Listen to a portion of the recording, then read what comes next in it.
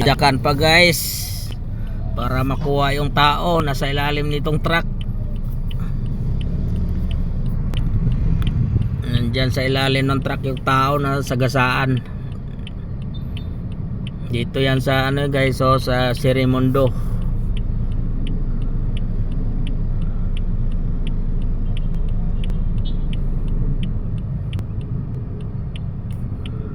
Ito sa may tapat mismo ng Tri-City Hospital guys.